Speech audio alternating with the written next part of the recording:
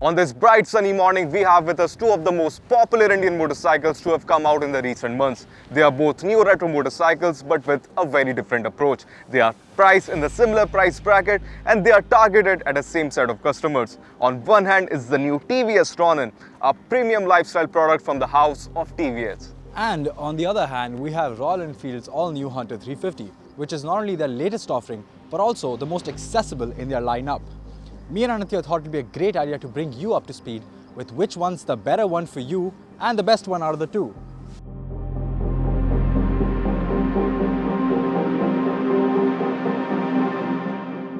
Well, okay, let's start with the design. Anant, I want you to tell me what you think about the Royal Enfield since you've been spending the most amount of time with it. I mean, the first time I sat on the Hunter 350, the very first thing which I realized is how compact it feels as compared to the other Royal Enfield 350s like the Classic or the Meteor for that matter. I mean, we are used to seeing big and brawny Royal Enfields, so the Hunter 350 definitely comes out as a major change in that department. That's true. Also, the build quality has taken quite a leap. I mean, you don't get to see a lot of exposed wirings and everything, and just the overall design looks rather clean. I mean, apart from all the muck that we caused. Yeah. But it just looks rather clean compared to what we've used to seeing previous Royal Enfields. To me, the Hunter 350 looks like a proper British retro motorcycle, and it reminds me of the Triumph Street Twin to some instance if you look at it from some particular angles. I quite like what Royal Enfield have been doing with the color schemes lately. I mean, usually they used to offer pretty somber looking bikes at some point, but now they're playing with all sorts of colors, and this blue and white shade over here looks quite attractive, I'm not going to lie. Initially when I first saw it, I had my doubts, but the more time I spend with it, the more it's been growing on me, and it looks quite classy, and just the overall design looks rather clean when you compare it to the Ronin. I mean, there's just so much more happening there as compared to this. Speaking of the Ronin, let's head over there and let's talk about what we think of it. There's too much happening with the Ronin, man. There's just too much things happening. That is true. That is just too much. I mean, starting with the gold suspension, it's all very flamboyant, it's all very catchy, but I think it goes really well with this silver, grey and black color scheme along with this yellow pinstripe that goes about. It just mixes in really well. But don't you think that the Ronin is going through an existential crisis? I mean, it doesn't know what it is. It could be a retro motorcycle, it could be a scrambler, it could be a cruiser. I mean, given the tires, it looks like a scrambler from up front. But when you move towards the rear, the wide handlebar, the seating posture, it looks like a cruiser motorcycle. But when you move towards the rear, I don't know what it is. That's true, Anant, and to be honest, when you go over the bike, I feel like I really like everything up till here. Up till here, here from the front. And once you start going back here, it just seems so confusing. That chain guard is just way too bulky. The exhaust seems a little too long than it needs to be. There's just too much happening here, and I feel like TVS could have done their best to sort of clear up the clutter a little bit to make this look a little more stylish and not as beefed up. But apart from that, the TVS looks expensive in my opinion. It looks a lot more expensive than the Royal Enfield. It looks quite Italian in its design for that matter. And the Ronin, I second you with that. It feels a lot more premium as compared to the Hunter, which is sort of a bare bones affair. I mean, there are a lot of premium elements that we get to see here, be it the golden USD forks, the LED headlamps, and even the switch gears quality. I found the Ronin has a little better build quality as compared to the Hunter. I mean, Royal Enfield has come a long way from where they were before, but as compared to the TVS, the Royal Enfield has still a long way to go. And okay, you know what, let's get down to it, Anant. If you had to pick one bike, based on appearance alone, which one would it be out of the two? At the end of the day, I'll definitely go with the Hunter 350 because I'm confused about my existence and I don't want my motorcycle to feel the same. And the Hunter 350 looks more complete to me. It feels like a more complete package as compared to the Ronin. I like its simple styling, its authentic retro looks, and I'll pick that over all the premium visual elements that are happening with the Ronin. What about you though? When it comes to me, I'm not gonna lie, I am quite smitten by the Royal Enfield's look, by its appeal, but it doesn't feel a great leap compared to the Royal Enfields we're used to seeing before. They've always been minimal, still minimal. I get it, it's part of the charm, but this one's very different. The paint quality on this is just so eye-catching. It makes me want to look at this motorcycle even more, a little more than the Royal Enfield.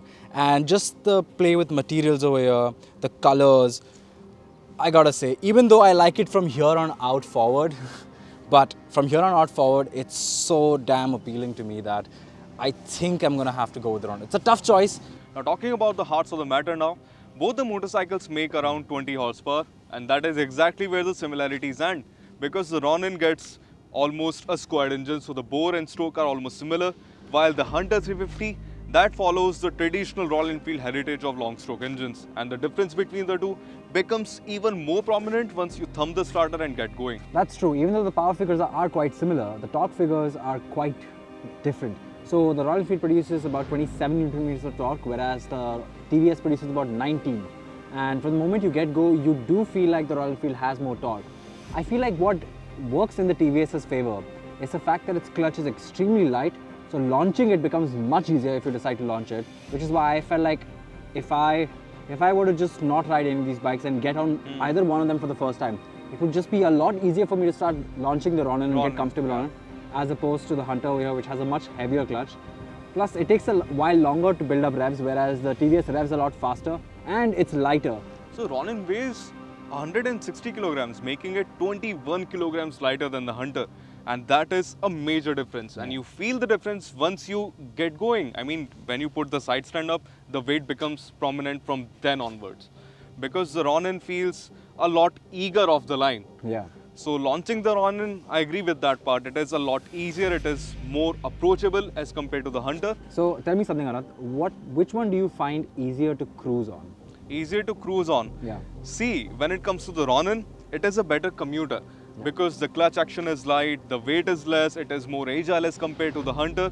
But when the highways are there, when the wide open highways are there, the Hunter takes slight leap for me. So the big fat torque curve of the Hunter makes it a better cruiser out on the highways. So the overtakes are less tiring, so you don't have to think twice before pinning the throttle and get going. But when it comes to the Ronin, you might have to downshift a gear or two to commence the overtakes. That's true, and the Hunter feels a lot more raw in its appeal. Like when you're cruising, when you fire up the throttle and you pin it, you feel the revs not just in your bum, but also in your hands over here. Yeah. You just feel the whole bike shaking with you and going, and you feel it smoothen out the higher you climb.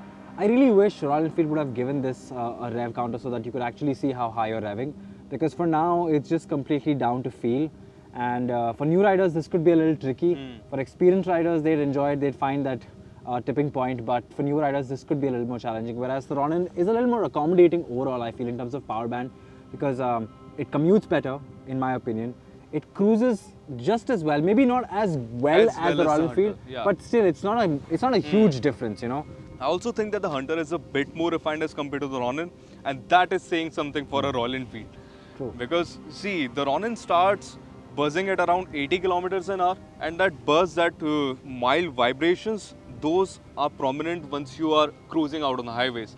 So the Hunter feels a lot more refined in the top end of the RPM. But do you think that TVS has done this intentionally because they want the bike to feel a lot thumpier? They want it to feel a lot more raw, because as this engine sits in the Apache, it's quite a smooth engine. It has no issues.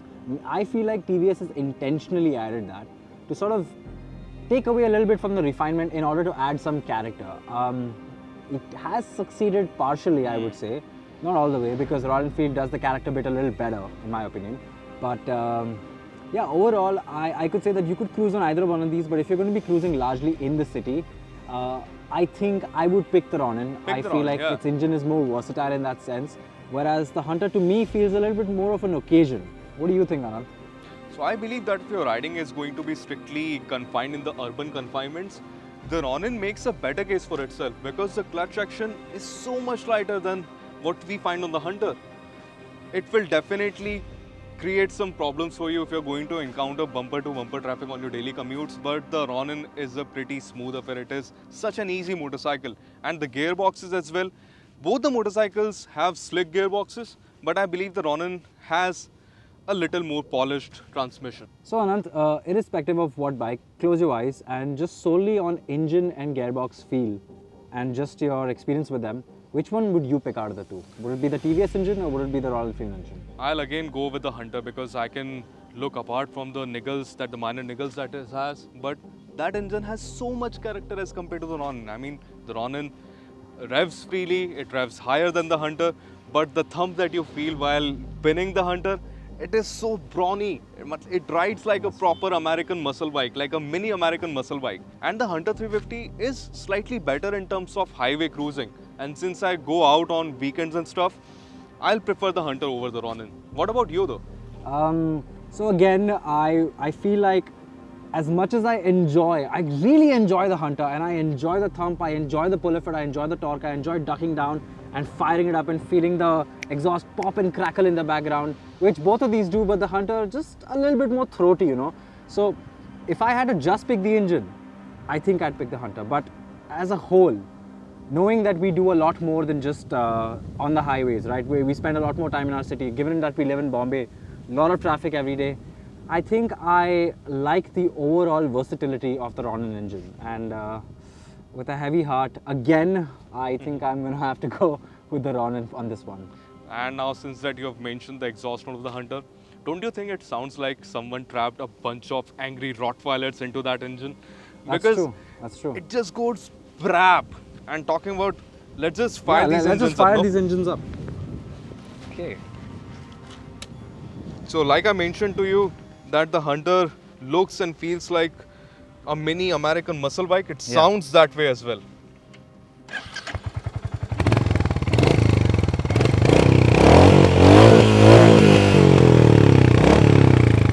So much angrier, so much more characterful as compared to what we find on the Ronin. But the Ronin, however, I do like what TVS has done with the exhaust tuning. I feel like they have definitely added, even though it feels a little bit more artificial sounding, but they've definitely added that character. Wait, let me just put it in neutral. And wait, what?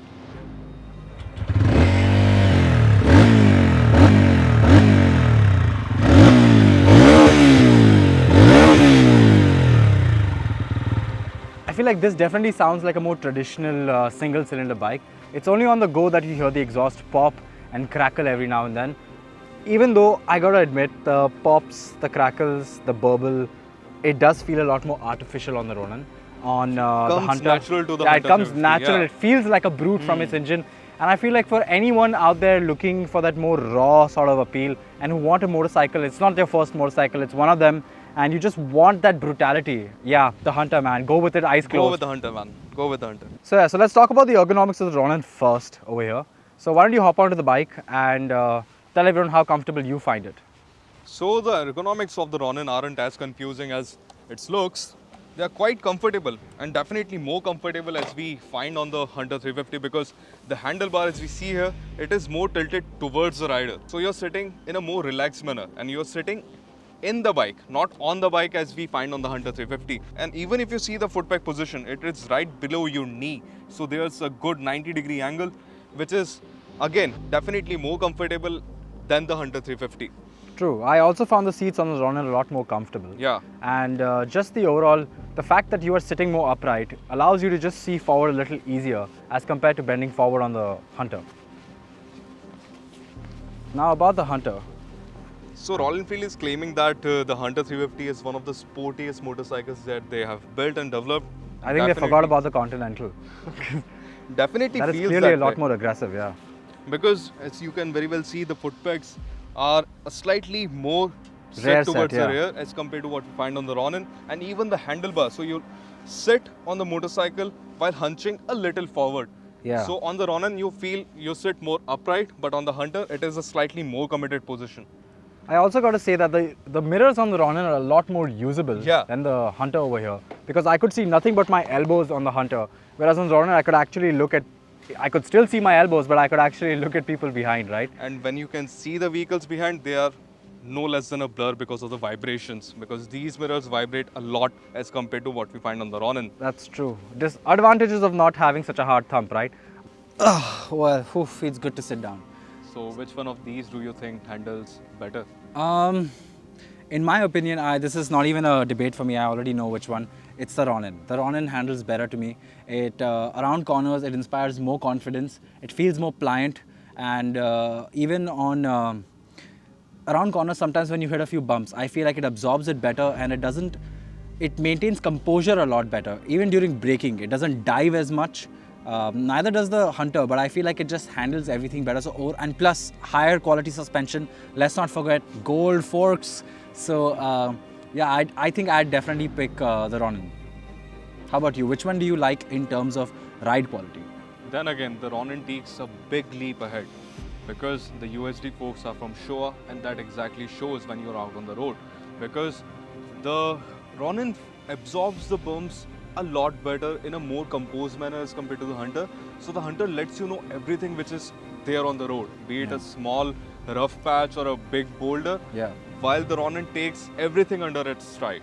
So as far as the ride quality goes, the Ronin is the winner out of the two, and it also feels more composed out on the highways because of the stiff suspension setup on the Hunter. It feels a little unnerving, Yeah. so you feel a lot jittery while you are on the highways as well. And when talking about the bad roads, it is definitely a win for the Ronin. What do you think about the tires that these both motorcycles get? So the Ronin does come with slightly dual sport tires. At least they look dual sport, but in actuality, both on-road and off-road, I think I preferred the Ronin tires. They gave me better grip on tarmac, they gave me better grip on cement, and when we came to the mucky stuff, I feel like they still held the grip. Whereas the Ronin just felt like road bias tires, but not very good ones at that. So it's the Ronin for me. So if you like customizing your motorcycles, we have got good news for you, because the TVS Ronin or be it the Hunter, they both come with their own set of accessories. So what TVS has done with the Ronin, they are promoting it as a lifestyle product, and in a similar way they have released a bunch of accessories that you can get for your Ronin and a bunch of designated kits as well. And the Hunter 350, since it is a true blue Royal Enfield, the Make It Yours program of RE applies to the Hunter 350 as well. Now Gavin will run you through the prices of some of the components that you can get for the Ronin and for the Hunter as well. So it is worth mentioning that a lot of accessories that you can add to the Hunter already come as standard on the Ronin, like the engine guard, the LED indicators, just to name two. So I'm going to tell you how much it would cost roughly to get you up to speed with the Ronin on the Hunter. So let's say you get a sump guard, which I'm guessing you might because the ground clearance is rather low. You're paying about 3,500. Say you decide to get LED indicators, you are paying roughly about, one second over here, about 5,000 rupees over here for the LED indicators. If you decide to get panniers along with it, you're paying about 2,000 rupees, and to get the rails for the panniers, you are paying roughly about 3,000 rupees over here. So all in all, you are paying north of 10,000 rupees before you can completely get this motorcycle touring ready or completely accessorized with what you may or may not need. For the most part, what you may need, and this is not even mentioning the visor, which will set you back around 3,000 rupees in itself. Whereas now talking about the TVS over here, TVS doesn't sell you individual accessories. What they do instead is they sell you kits. So you can get what they like to call the style kit, which just covers aesthetics. So like you're talking about the little silver panels over there, right under the fuel tank, for example, a little bit of metal here and there, the bar ends, the tank grip. This will set you back about 2,500 rupees. And then additionally, if you decide to get something called the Urban Kit, which adds a USB charger, adjustable levers, and a tank pack. And let me tell you, this motorcycle already comes with adjustable levers. This is for the lower models that don't. But if you get the top spec one, you're already getting it. So you're paying about 4,500 rupees. If you decide to get the Tour Kit, which involves your saddlebag, your rear rack, and your tail bag, and a fly screen, that will set you back around 10,000 rupees. So if you add all the accessories, I do feel like you are spending slightly more on the Hunter to bring it up to speed than you are on the Ronin. Granted, there is a slight price difference which we'll go about later, but as in as I think I prefer the proposition I'm getting with the Ronin as compared to what I'm getting with the Hunter, purely based on accessories. Hey, let's not forget, what about braking? Which one do you like better? I like the Hunter better in that regard as well, because it might take some more effort to pull the lever back, but the Hunter, for me, it provides more bite and provides more feedback as well. What do you think about the Ronin's braking? I kind of like the braking on the Ronin slightly better, mainly because there's less weight to manage. So the brakes I feel perform on par with the Hunter. It's just, sure, the bite on the Hunter is slightly better, but given that it has better tires, it has lighter weight, I feel like in varying degrees of braking, like if I was braking mid-turn, mid-corner, I would prefer the Ronin. Plus, you just factor in everything, the suspension, the tires, everything working in tandem. I just like the braking feel, plus the lighter lever, and when you're stuck in stop-go traffic, to squeeze the lever a lot more often. I kind of like how the Ronin kit kind of makes it a more effortless proposition as compared to the Hunter. So knowing that most of the people are going to commute, and knowing that I commute too every now and then, I think I would prefer the braking on the Ronin. So talking about the instrument panel over here, I do prefer the instrument cluster and the button over here of the Ronin, because the switchgear quality feels slightly better when you touch it. It feels a lot more premium, whereas even the screen gives you a lot more information. Not only does it give you a rev counter, but it can also tell you your fuel efficiency figures. You can pair it to a certain degree with Bluetooth. You can connect and change riding modes. So I feel like it gives you a little bit more to do than to just stare at for just simple rollouts like your fuel, your odometer and your speedometer. So it feels a lot more modern in that sense, and this is the one I prefer out of the two. Now, in terms of overall features, the build quality and stuff like that, the Hunter 350 again feels a little more simple and Spartan, because the instrument cluster shows you just the information that you need, nothing less, nothing more. And it doesn't even get a tachometer, for instance, but it does get a tripper navigation pod that you can get as an accessory, so that is not a standard fitment. So the instrument cluster that you see here, it is devoid of Bluetooth connectivity. Okay, Anand, considering the amount of time we spent both these motorcycles and considering the amount of things we've done with them, which one would you pick personally for yourself? I would personally go for the Hunter 350 because, see, I know the Ronin is a better motorcycle out of the two when you factor in all the practical cushions that it has over the Hunter 350. But at the end of the day, to me, what matters the most is how a motorcycle makes me feel. And the Hunter 350 makes me feel a lot more special as compared to the Ronin. It has more brawny appeal. The overall attitude of the Hunter 350 is a lot more characterful as compared to the Ronin. And out on the highways, I believe the Hunter 350 makes a stronger case for itself as compared to the Ronin because it has more torque. It feels a tiny bit more stable as compared to the Ronin as well. Well, for me, it's kind of the Ronin over here. I too care about how a motorcycle makes me feel. And riding the Ronin over here, the one thing that it makes me feel is relaxed. It's a lot more effortless. The clutch doesn't work you as hard. The throttle is easygoing. The brakes respond well. The suspension works with you well. The seat feels a lot more comfortable in my opinion. And just the overall quality, I feel like I'm riding a more expensive, a more premium bike as compared to the Hunter. So even though I do agree with you partially, yes, I do like the Hunter out on the highway, but when the highways get bumpy, which is most of the highways here in Maharashtra, I think I would prefer the Ronin. And all in all, to me, the Ronin just seems like a more versatile package. It's a more well-rounded package, and it's the bike that I would pick out of the two over here for my personal test. But for you people out there watching, these are our personal opinions. I would still recommend going out there and riding these bikes for yourself, testing them, getting a good feel of them, and seeing which one calls out to you more. Objectively, I am leaning towards the Ronin. It just seems like a better proposition to me for the money. For the Hunter 350, you just need to fire it up and go the brave way. Now that being said, this is all from our end, folks. Do let us know which motorcycle would you pick. This is Anand Pandey and Gavin Rodriguez from BBC Top Gear Mag India signing off. And don't forget to like, share and subscribe. Shit, you forgot that.